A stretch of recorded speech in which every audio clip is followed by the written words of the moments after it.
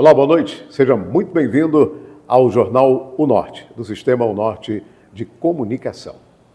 Nós recebemos você, essa sexta-feira, para um bom bate-papo que você vai apreciar aqui com a gente, com a vice-presidente da OAB Seccional Paraíba, Rafaela Brandão. Mas daqui a pouco. No Sicredi, acreditamos em um mundo repleto de cooperação. Acreditamos que existem novas maneiras de repensar velhos hábitos. A gente faz acontecer juntos porque sempre existe uma alternativa mais justa e humana para tudo, inclusive para a sua vida financeira. O Sicredi rende mais para você e para todos à sua volta porque reinveste recursos na sua região, incentivando a economia local. Escolha o Sicredi, onde o dinheiro rende um mundo melhor. Muito bem, estamos de volta. Obrigado por sua companhia. Muito boa noite para você, seja muito bem-vindo. Eu vou conversar hoje com a vice-presidente da OAB Seccional Paraíba, doutora Rafaela Brandão. Ela recentemente recebeu uma homenagem da Câmara Municipal, uma mulher batalhadora, trabalha muito, né, com muita dignidade, com muita honra. Ela também vai conversar sobre preconceito, nós vamos falar sobre preconceito, nós vamos falar também sobre atitudes da OAB, as atitudes da OAB Nacional, né, o posicionamento da OAB Nacional, da OAB da Paraíba, tudo sobre os operadores de direito dentro dessas instituições.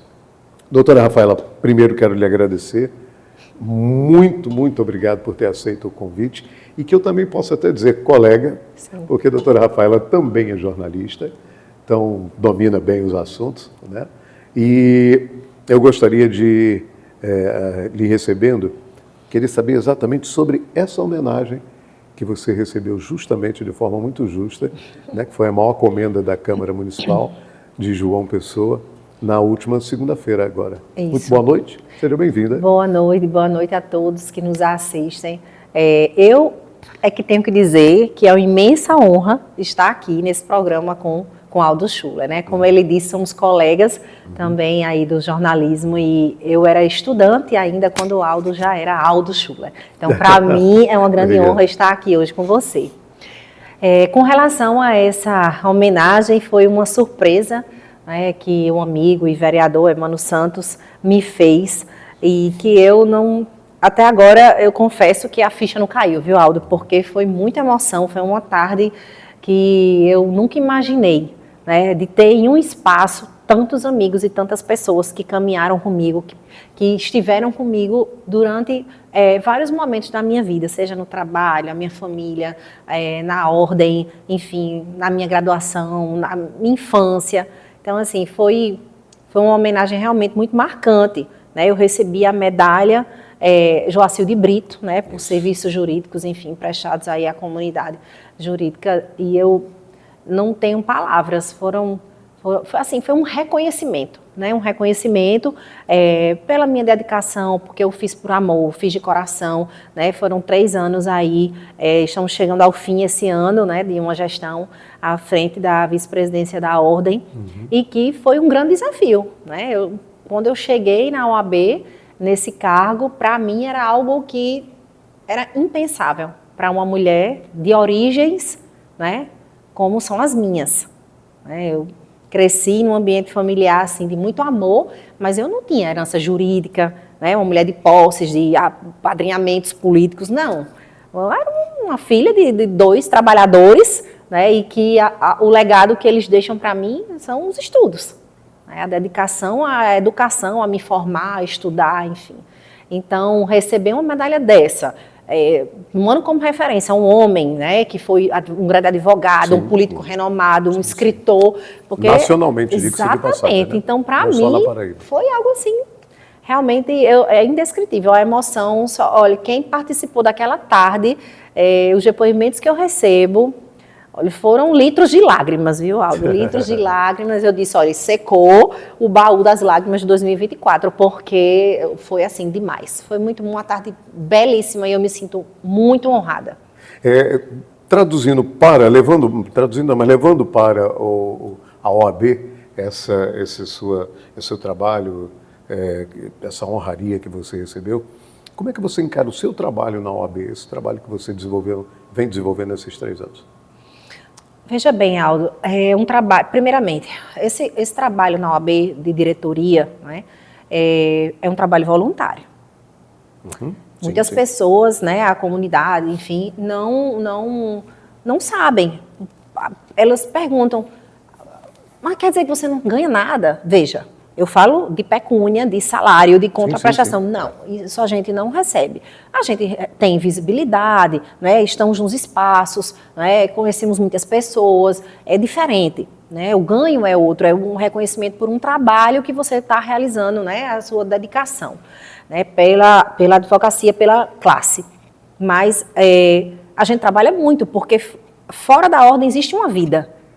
Né? Então, eu tenho uma filha, eu tenho meus pais, eu tenho a minha advocacia, né? Enfim, dou aula, sou professora, tenho muitas coisas para fazer e, ao mesmo tempo, estou ali abraçando as lutas dos advogados da Paraíba. Né? As lutas pelo reconhecimento, pela valorização da profissão, a luta pelas nossas prerrogativas. Então, assim, não é um trabalho fácil, é árduo. Todos os dias nós temos solenidades, nós temos eventos, nós temos cursos, promovemos, né, muitos encontros e o tempo que sobra para mim é muito pouco, né, para a minha vida pessoal. E muitas vezes a gente está esgotado. Né?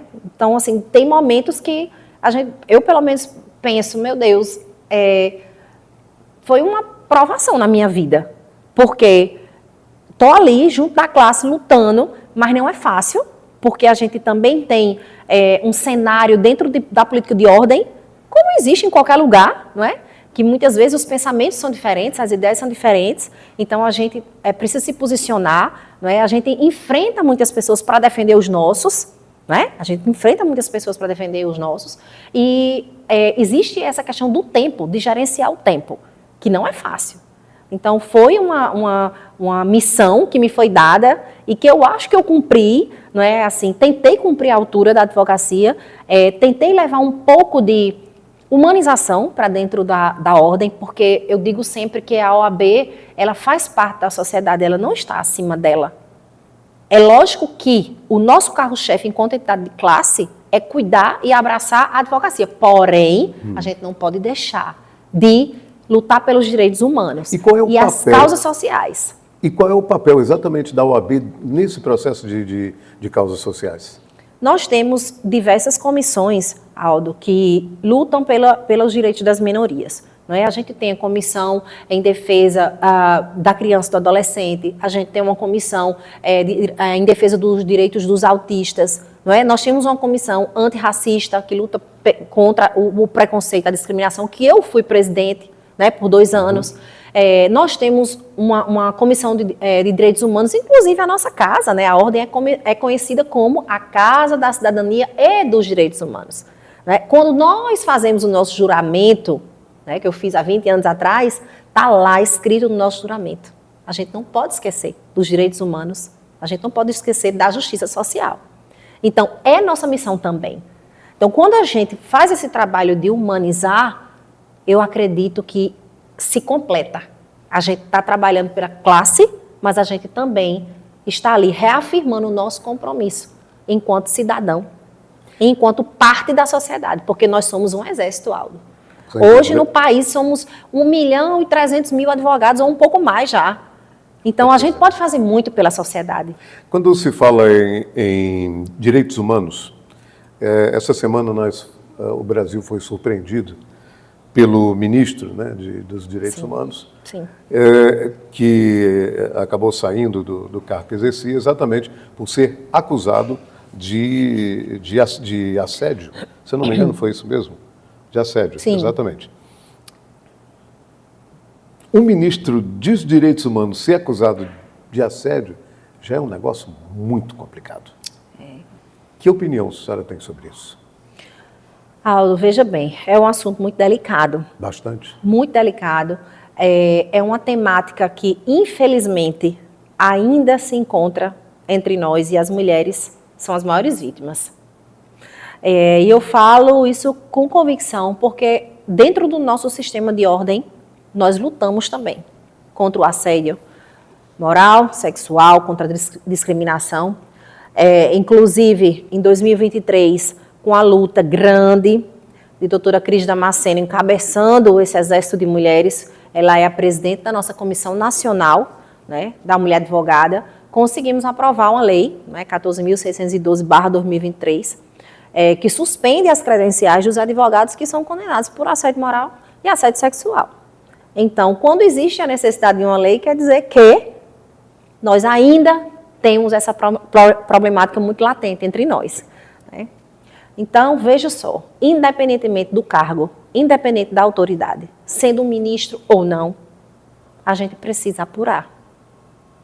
Com toda certeza. E a gente precisa ouvir a vítima. A senhora acha que o governo irá apurar realmente? Haja vista que, segundo informações, já se sabia há muitos meses atrás desse assédio? Eu não sei, né? Infelizmente, isso a gente não pode afirmar, mas a minha opinião é que ele deveria pontualmente apurar e condenar se existirem provas.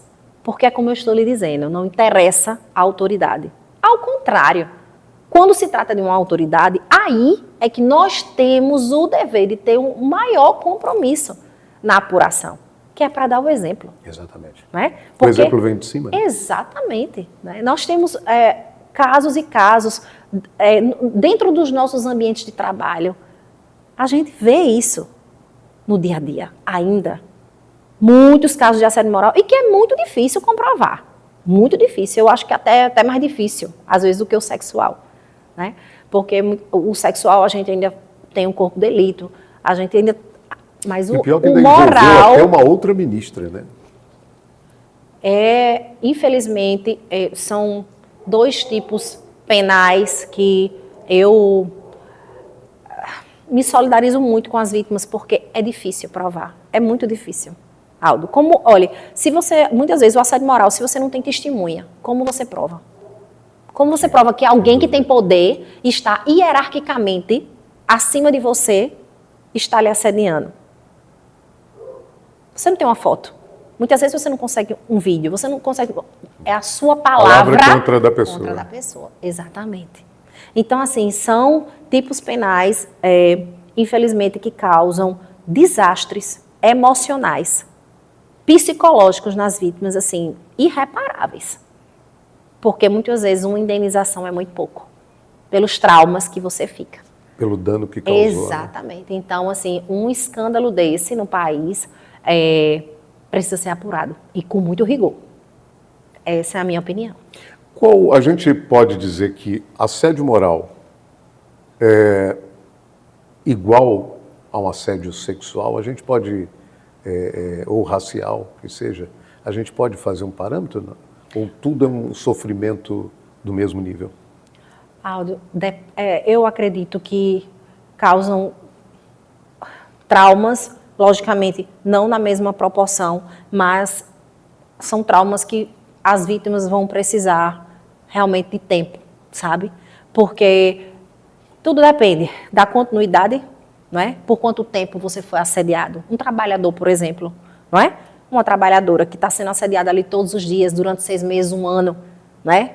Aquele chefe, aquele colega de trabalho que está ali lhe humilhando, que está ali lhe ameaçando, todos os dias lhe fazendo, não é? Como se você fosse uma escrava, você entende? Em cima ameaçando, com gritos, tratando mal. Isso causa depressão, isso lhe diminui, não é? Então, assim, eu já vi muitas pessoas sofrendo de assédio moral e, assim, um tratamento de uma vida, né? De terapia, de psicólogo. O assédio sexual... As mulheres são as maiores vítimas, né? Isso é uma coisa óbvia. E muitas vezes você fica sem ter condições. Você não se recupera e você não tem condições, às vezes, de se relacionar mais com ninguém. Depois que você sofre uma situação dessa, é extremamente humilhante para uma mulher. Humilhante. E é um crime bárbaro. Nós tivemos recente o caso de um médico aqui na Paraíba, né? Sim. Que foi acusado de assédio, está sendo acusado de assédio, que inclusive teve até as próprias sobrinhas, né, as pessoas da família, que isso deve ser terrível. Uma pessoa que já chega a uma determinada idade e dizer assim, lá atrás ele fez isso, assim. Sim. Não existiu ainda o desfecho desse processo, né? Não existiu uma condenação, mas existem indícios, né? Indícios e, enfim, é um processo que ainda está em andamento, porém, do que eu vi na mídia, dos familiares, né, enfim, depoimentos, foi assim, desastroso. É uma história desastrosa, né? Então, todo mundo se envolve. É verdade. Né? Nós vamos fazer um rápido intervalo comercial, daqui a pouco a gente retorna ainda conversando com a doutora Rafaela Brandão. Até já.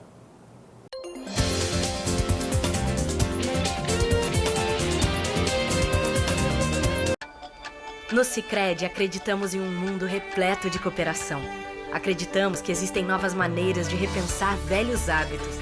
A gente faz acontecer juntos porque sempre existe uma alternativa mais justa e humana para tudo, inclusive para a sua vida financeira. O Sicredi rende mais para você e para todos à sua volta porque reinveste recursos na sua região, incentivando a economia local. Escolha o Sicredi, onde o dinheiro rende um mundo melhor. Saiba como assistir a programação da rede O Norte de televisão. Em Cajazeiras e região, nos assista pelo canal 44 da Netline. Em Souza, Pombal e região, nos assista pelo canal 10 da WR Link. Em Guarabira e região, nos assista pelo canal 11 da LM Telecom. Em Catolé do Rocha, São Bento e região, nos assista pela operadora Ao Sol. Em João Pessoa, Campina Grande e demais cidades, nos assista via stream pelo portal O Norte no link unorte.tv.br. Você também pode nos assistir pelo nosso canal no YouTube. E baixar o nosso aplicativo no seu celular, Android ou iPhone. É a rede O Norte de televisão, levando a melhor programação até você. De Cabedelo a Cajazeiras, você vê, você acredita.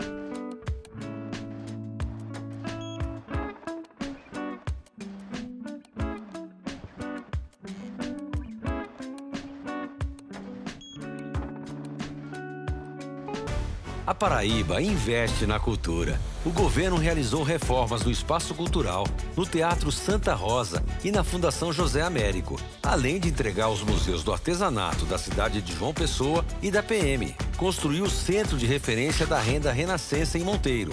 Entregou a Biblioteca Augusto dos Anjos, a Escola de Artes Poeta Juca Pontes e concluiu o Teatro Santa Catarina em Cabedelo. Viva nosso melhor momento na cultura. Governo da Paraíba. Bem-vindo à melhor internet de João Pessoa. Tenha muito mais velocidade e estabilidade com a fibra ótica da Sintercom Fibra. Planos de 300, 600, 800 mega e 1 giga. Maratone filmes e séries com Max incluso. Ouça suas músicas sem interrupções no Deezer. Aproveite a ultra velocidade da fibra ótica. O melhor do mundo a um clique. Assine agora a Sintercom Fibra.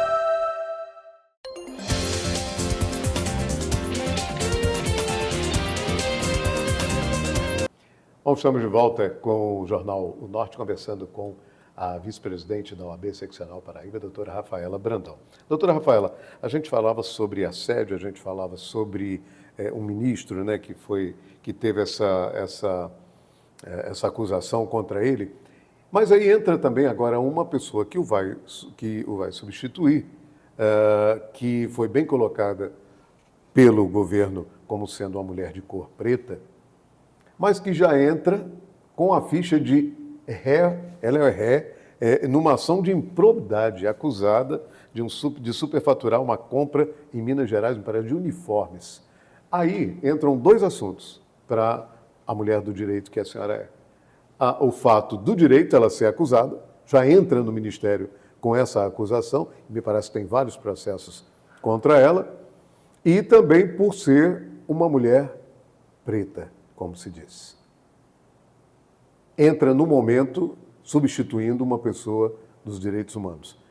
Qual é a atitude de uma ministra mulher, preta, num caso como esse, para assumir uma pasta como essa que já vem com uma rasura? Não é fácil. Aldo, né? vamos lá. Pra Não é começar, fácil, é uma situação bem delicada. Ela vai ter que mostrar muito compromisso, né? Ela tem que mostrar realmente a que veio, por que veio, né? Eu acredito que a história de vida dela fale muito sobre ela, né? Essa questão de processos, a gente tem que compreender se existiu uma condenação ou não, né? Realmente, porque muitas vezes você está envolvido numa situação, né, mas precisamos entender como foi a apuração, como foi o inquérito, como é que foi a investigação. A gente precisa compreender. Ou seja, muitas tem que ter vezes responsabilidade precisa acima de ter tudo. responsabilidade, exatamente. Se ela chegou a um cargo, né, desses, a ser ministra, com certeza ela tem uma bagagem muito grande. Né?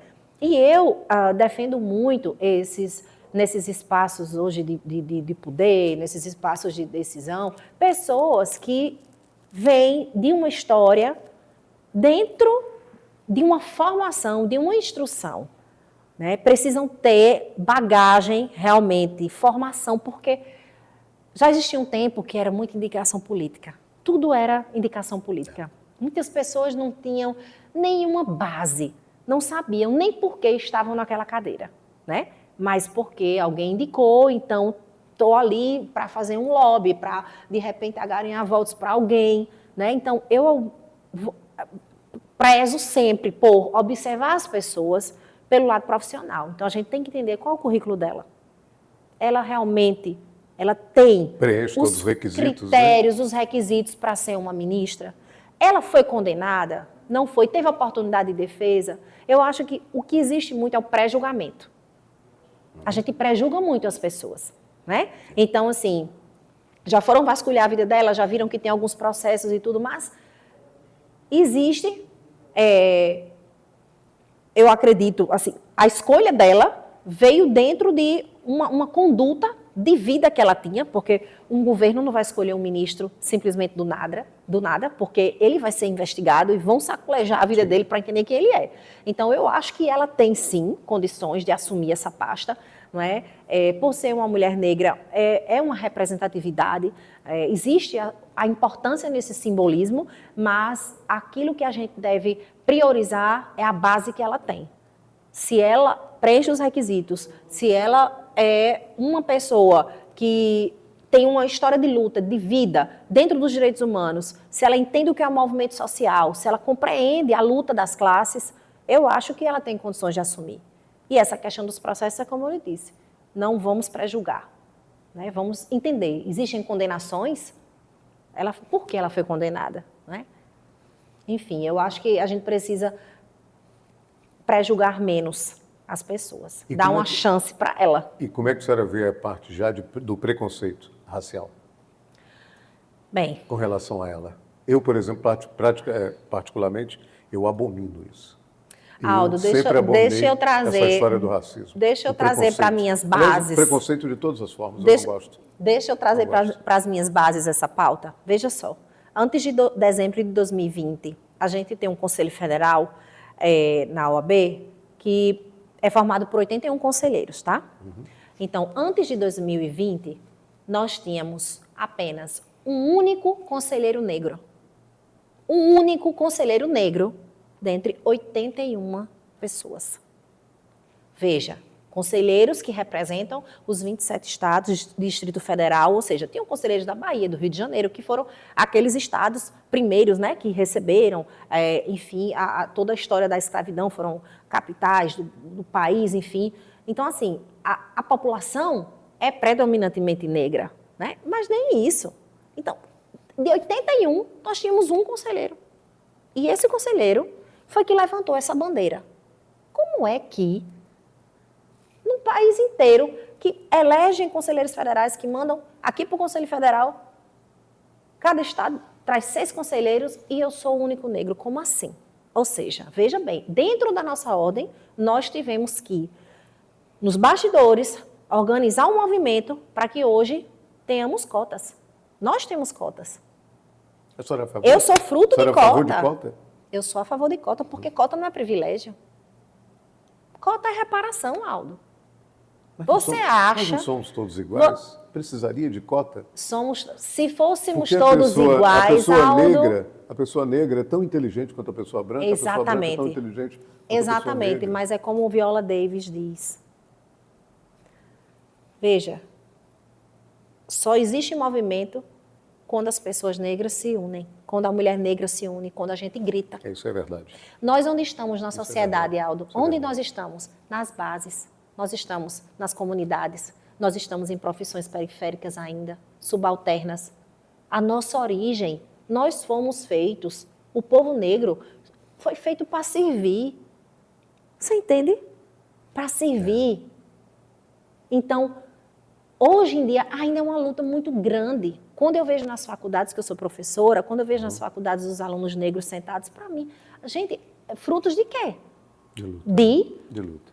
Do sistema de reparação, de cotas, você entende? De políticas afirmativas, porque senão eles não estavam ali. Quando eu me formei, Aldo, só tínhamos em 2 turmas, eram 30 e 30, né, de direito, curso de direito à noite no Unip. Eram 2 turmas, A e B, à noite. E aí tinha eu numa turma e na outra turma tinha uma outra colega, doutora Ellen. Nessa história a gente se afinou, porque a gente se reconheceu. Nós somos amigas até hoje, mas só tinha gente, 60 alunos. Por que os negros não chegam nos espaços? Ou estão chegando agora aos poucos? Porque na base não existem as mesmas oportunidades. Isso é histórico. Histórico, 350 anos de escravidão, não tem como. Se você não podia falar, se você não podia dar opinião, se você não tinha direito de estudar, se você era tido como vagabundo, se você não tinha posses, não tinha dinheiro, você não tinha nada. Como é que você, de repente, surge um presidente de uma entidade de classe? Como é que você surge um médico que precisa investir anos de estudo e muitas vezes não dá nem para trabalhar porque o curso de medicina é muito pesado?